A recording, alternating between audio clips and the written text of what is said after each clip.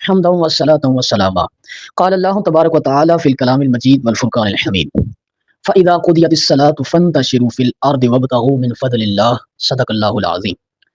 اے طائر لاہوتی اس رزق سے موت اچھی، اے طائر لاہوتی اس رزق سے موت اچھی جس رزق سے آتی ہو پرواز میں کوتاہی۔ آج میں آپ کے سامنے جس موضوع پر لب کشائی کرنا چاہتا ہوں اس کا عنوان ہے کیا مولویوں کی تنخواہ میں برکت ہے؟ استفہامی انداز میں آج میں آپ کے سامنے اپنے مشائخ کی جانب سے عطا کی گئی روشنی کی برکت سے آپ کے سامنے ایک بات کا انکشاف کرنا چاہتا ہوں۔ میری گفتگو کو آپ نے انتہائی باریک بینی اور مختلف جہات سے دیکھنا ہے اور سننا سمجھنا ہے۔ یہ جملہ جو ہے، یہ جملہ ہمارا یہ دعویٰ ہے کہ یہ جملہ یہود و نصارہ سے آیا ہے اور مسلمانوں خصوصاً اہل سنت والجماعت اپنے آپ کو سنی بریلوی کہنے والوں کے دین اور ایمان کا قتل عام کرنے کے لیے یہ جملہ چھوڑا گیا ہے۔ میرا دعویٰ بہت بڑا ہے لیکن انشاءاللہ دلائل سے آپ مطمئن ہو جائیں گے۔ بھائی کیا مولوی کی تنخواہ میں برکت ہے یا نہیں ہے؟ پہلی بات میں آپ سے یہ کرنا چاہوں گا کہ آپ اسلام کی تاریخ اٹھا کر دیکھیں، اگرچہ وہ دور تھا کہ جب ہمارے سروں پر یعنی اہل اسلام کے سروں پر حاکم وقت امیر المومنین کا سایہ تھا، اور اب ہم اس سائے سے بھی محروم ہیں۔ اس دور میں بھی علماء نے اپنا معاشی نظام الگ سے رکھا، کوئی کپڑے کا کام کرتا رہا، کوئی مٹی کے برتن بناتا رہا، کوئی لکڑیاں کاٹ کاٹ کر کے گزارا کرتا رہا، کوئی تجارت کرتا رہا۔ انہوں نے اس چیز میں آر بھی محسوس نہیں کی اور اللہ تعالیٰ نے ان کی شان اور عزت میں بھی کمی نہیں آنے دی، جیسا کہ آج کل کے مولویوں کی سوچ ہے کہ بھائی ہم تو اپنا مسلح بھی خود ڈالیں تو لوگ کیا کہیں گے، اس کا کوئی آگے پیچھے نہیں ہے۔ تو یہ اس سوچ سے وہ لوگ ماورا تھے۔ اب اس بات کو سمجھیں کہ یہ جملہ امت مسلمہ کے لیے زہر قاتل اور زہر میں بھگویا ہوا تیر کیسے بن گیا ہے جو معصوم مسلمانوں کے ایمانوں کے قتل کا باعث بن گیا ہے۔ اس کے پیچھے راز اور وجہ کیا ہے؟ اس کے پیچھے جناب والا وجہ یہ ہے کہ پہلی بات آپ یہ دیکھیں، انبیاء گزرے ہیں، اولیاء گزرے ہیں، علماء گزرے ہیں، محدثین گزرے ہیں۔ اگر نذرانہ یا دینی امور سے آنے والی خدمت شان و شوکت سے، عزت سے، دین فروشی کے بغیر ملی ہے تو انہوں نے قبول کیا، وگرنہ ان کو کہہ دیا جی تخت سکندری پہ تھوکتے نہیں، بستر لگا ہوا ہے جن کا تیری گلی میں، ان کو ٹھکرا دیا۔ آپ قرآن مجید فرقان حمید اٹھا کر دیکھیے تو قرآن مجید فرقان حمید خود کہتا ہے فَإِذَا قُضِيَتِ الصَّلَاةُ فَانتَشِرُوا فِي الْأَرْضِ وَابْتَغُوا مِن فَضْلِ اللَّهِ، اور جب نماز پڑھ لو تو اللہ کی سرزمین پہ پھیل جاؤ۔ یہ مطلقاً حکم ہے، اس میں سے مولوی، اس میں سے پیر مستقدین، ان کا استثناء نہیں کیا گیا کہ بھائی جی مولوی کے لیے آیت نہیں ہے اوروں کے لیے، اور نہیں بھائی جب نماز پڑھ لو یا پڑھا لو نکل جاؤ رب ذوالجلال کی سرزمین پر، اپنا رزق حلال، رزق معاش کماؤ۔ دوسری آیات بہت زیادہ ہیں لیکن میں صرف دو پیش کر رہا ہوں۔ انبیاء کا پیشہ، انبیاء کا کام کیا تھا؟ قرآن مجید فرقان حمید میں جہاں حضرت شعیب اور حضرت موسیٰ علیہ السلام کا واقعہ منقول ہے تو وہاں حضرت شعیب علیہ السلام فرماتے ہیں انی ارید ان انکحک احدی ابنتی ہاتین علی ان تأجرنی ثمانیہ حجج، کہ 8 سال تو میری بکریاں چرا۔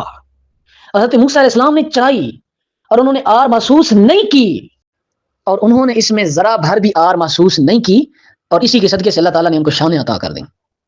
تو اسی لیے علامہ اقبال نے کہا تھا نا کہ اگر کوئی شعیب آئے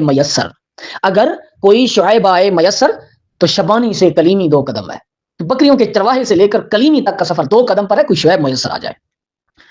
اب دیکھیں صرف شعیب ڈھونڈنے نہیں نکل پڑنا، بلکہ وہ درمیان والا کام شبانی بھی کرنی ہے، صرف شعیب نہیں ڈھونڈنا۔ یہ سنی قوم جو ہے نا، یہ سنی قوم یہ عقیدت اور یہ پتہ نہیں کس خضر کے انتظار میں ہے، وسائل اور اسباب سے یہ بالکل منقطع ہو چکے ہیں، خصوصاً ہمارے مولوی پیر کے بعد جی غوث کے نام کا مل رہا ہے اور ہم تو نہیں جا رہے ہیں، ٹھیک ہے؟ تو بس یہ غوث کا نام کا پتہ نہیں کب تک کھاتے رہیں گے۔ میں اس چیزوں کا انکار نہیں کرتا، ہم بھی حضور غوث پاک کا لنگر کھانے والے ہیں اور سرکار دو عالم صلی اللہ علیہ وسلم کے میلاد کے ٹکڑے کھانے والے ہیں، یہ بات نہیں ہے، لیکن بھائی جو کام انبیاء خود کرتے آئے ہیں وہ تم نہیں کرتے اور کہتے جی ہم ان کے ٹکڑوں پہ پلتے ہیں، اور بھائی پلو ان کے ٹکڑوں پہ۔ لیکن علامہ اقبال کی یہ بات بھی سن لو کہ طائر اللہ ہوتی اس رزق سے موت اچھی جس رزق سے آتی ہو پرواز میں کوتاہی۔ اگر ان کے ٹکڑوں پر پلنا ہے تو پھر دنیا داروں کے دروں پر جا کے سجدے کیوں دیتے ہو؟ اپنا معیار بلند کرو۔ اب جو بات میں آپ کے سامنے کرنے لگا ہوں عقلی طور پر آپ کا ذہن یہ تسلیم کرے گا کہ مولویوں کی تنخواہوں میں برکت کیسے ہے۔ بھائی جی 10,000 تنخواہ ہے اور کہتے ہیں جی بڑا سونا گزارا چل رہا ہے۔ وہ کیسے گزارا چل رہا ہے جی میں بتاتا ہوں آپ کو۔ وہ ایسے گزارا چل رہا ہے جی کہ مولوی صاحب بیچارے دکان پر گئے کچھ سودا لینے، تو دکاندار نے کہا جی او جی قاری صاحب استاد جی ماڑا بندہ ہے، اتنے نہیں اتنے دے دیں، آپ ادھار کر دیں، یعنی اس کے ساتھ وہ اپنا پورا تعاون کرے گا۔ اس کے بعد جی دودھ کہیں سے آ گیا، لکڑیاں کسی نے دے دیں، اسی طرح قاری صاحب کہیں جانا ہوا رکشے پہ، کسی کے ساتھ رکشے والے نے کہہ دیا جی قاری صاحب سے کیا کرایہ لینا، شرم آتی ہے۔ تو اب ایک طرف یہ دیکھیں، پھر قاری صاحب بھی انتظار میں ہوتے ہیں، یار اس مہینے تک کوئی نکاح بھی نہیں لگا، اوئے ہوئے ہوئے کوئی ختم درود ہی نہیں لگا، وہ بھی پھر اس انتظار میں ہوتے ہیں۔ اور بچوں کو جب قرآن بھی پڑھاتے ہیں تو اس چکر میں ہوتے ہیں کہ یار بس 30 کی گنتی پوری ہو تو کوئی آئے مال شال آئے، کوئی جوڑے شوڑے مٹھائیاں شٹھائیاں آئیں، کوئی جیب گرم ہو۔ ایک طرف یہ ہے، اور ایک طرف وقت کا امام احمد رضا بریلوی ہے۔ امام احمد رضا خان بریلوی رحمہ اللہ تعالیٰ دکان پر گئے تیل خریدنے کے لیے گئے، اور اس بندے نے کہا جی بنتے تو 5 آنے ہیں لیکن آپ چونکہ عالم دین ہیں تو 3 آنے دے دیجئے۔ ہائے ہائے ہائے، اب وقت کے امام کا جواب دیکھیں نا، یہ صرف شعر سٹیجوں پہ ناچ کے پڑھنے کے لیے نہیں ہے اعلیٰ حضرت کا کہ تیرے ٹکڑوں پہ پلیں غیر کی ٹھوکر پہ نہ ڈال، اس کو اپنانا بھی ہے بھائی جان، اس پہ عمل بھی کرنا ہے۔ عوام کو سنانے کے لیے تیرے ٹکڑوں پہ پلیں، اور پیچھے جو حجرے میں 80 90 ہزار لاکھ کی ڈیلنگ چل رہی ہوتی ہے، کس کو رسول اللہ کو کیسے منہ دکھاؤ گے روز محشر؟ آپ کے نام پہ ہم 20 کھانے کھاتے رہے ہیں۔ کمال ہے جی، غلام جو اپنے آپ کو غلام کہتے ہیں، غلام 20 کھانے کھائے ہیں، غلام فارچونر سے اتر کر کے ہیں جی ہم تو تیرے ٹکڑے کھاتے ہیں، اور آقا پیٹ پہ پتھر باندھ کے گزارے کرے، اور یار غلامی کی جاس نہیں آگی تمہیں تو۔ اور وقت کے امام کا جواب سن اعلیٰ حضرت امام احمد رضا خان بریلوی، آپ فرمایا یہ پکڑ اپنے 5 آنے، احمد رضا اپنا علم 2 آنے میں نہیں بیچتا۔ در کے سجدے دینے والے مولویوں اور پیرو، سنو وقت کے امام کی بات، اس کے شعر پڑھتے ہو۔ پارہ نام بستی کا رئیس تھا، اس نے آپ کو پیغام بھیجایا کہ ایک شعر میرے، ایک قصیدہ، ایک کلام میری شان میں لکھ دو، مالا مال کر دوں گا۔ آپ نے فرمایا کروں مدح اہل دول رضا، پڑے اس بلا میں میری بلا، میں گدا ہوں اپنے کریم کا، میرا دین پارہ نہ نہیں، اور میرا دین روٹی کا ٹکڑا نہیں ہے کہ تمہارے ہاتھوں بیچ دوں گا۔ اب میرے دوستو، یہ ساری باتیں کرنے کے بعد ایک بہت گہری بات کو سمجھو، معاشرے کے اندر، اسلامی معاشرے کی روانی کے لیے علماء نے 4 طبقے بیان کیے ہیں، 4 طبقے کون سے؟ پہلا طبقہ صوفیاء کا، دوسرا طبقہ علماء کا، تیسرا طبقہ حکام کا، چوتھا طبقہ عوام کا۔ علماء جو ہیں یہ صوفیاء کے ماتحت چلیں گے، صوفیاء اللہ رسول کے ماتحت چلیں گے، شروع سے اگر لے کر آئیں تو عوام جو ہے یہ حکام کے ماتحت چلے، حکام جو ہیں یہ علماء کے ماتحت چلے، علماء جو ہیں یہ صوفیاء کے ماتحت چلے، صوفیاء اللہ رسول کے ماتحت چلے۔ اب انگریز نے کیا کیا کہ انگریز نے تیسرا طبقہ علماء والا اٹھا کر عوام سے بھی نیچے ڈال دیا، کہ ان کو عوام جگیردار، خان صاحب، چودھری صاحب، ملک صاحب، جج، صدر، ان کے آگے ڈال دیا، اور مسجدوں کی لگام جو ہے وہ ان وڈیروں کے ہاتھ میں ڈال دی، اور مولوی کی لگام مسجد کے ہاتھ میں ڈال دی۔ اب مولوی اور امام اور علماء محتاج ہو گئے عوام کے۔ یہ ادھر سے ہمارا دین بکنا شروع ہوا۔ یہ وہ خشت اول تھی کہ جہاں سے مولوی دین فروشی کی طرف آئے، سر فروشی سے دین فروشی کی طرف آئے، ہائے سر فروشی سے دین فروشی کی طرف آئے۔ پہلے سر فروشی ہوتی تھی، اب دین فروشی ہوتی ہے۔ اب میری اس ساری گفتگو پر ایک بہت بڑا اعتراض ہوتا ہے، بھائی نذرانہ لینا تو سنت ہے، یہ تو جائز ہے، کون منع کرتا ہے؟ شریعت نے کہاں منع کیا؟ دکھائیں، آپ بڑے آگے ہیں، آپ کو نہیں پتا حضور نے نذرانے لیے، حضرت احسان بن ثابت نے نذرانے لیے، او بھائی لیے، ہم کو منع کرتے ہیں؟ لیں، لیکن اس شان سے لیں، اس شوکت سے لیں کہ تمہارے دین پر ہنس نہ آئے۔ تمہارا دل اتنا امیر ہونا چاہیے کہ کروڑوں کا مال دولت تمہارے قدموں میں ڈال دی جائے، تم دین کے لیے ایک لفظ اور زبر زیر بدلنا تم گوارا نہ کرو۔ کہاں یہ بات اور کہاں کہ بکاؤ مولوی۔ اب سنو نذرانہ کون سا لینا چاہیے؟ علماء ہمارے بیان کرتے ہیں کہ وہ نذرانہ کہ جو دنیا دار عالم کو، پیر کو، دیندار کو دے، اور اس کا دل یہ کہے کہ بھائی حضرت صاحب ہم دنیا دار ہیں، تم دیندار ہو، تم یہ ہمارا نذرانہ، یہ دنیا کا بوجھ، یہ ہماری ذمہ داری دینی، یہ قبول کر لو تو تمہاری مہربانی ہے۔ نہ کہ مولوی صاحب کہیں جی حاجی صاحب کا بھلا ہو، خان صاحب کا بھلا ہو، ملک صاحب کا بھلا ہو، اللہ تعالیٰ ان کے اولاد کی خیر کرے، جو پیدا نہیں ہوئے ان کی بھی خیر کرے، جو ان سے آگے پیدا نہیں ہوئے ان کی بھی خیر کرے۔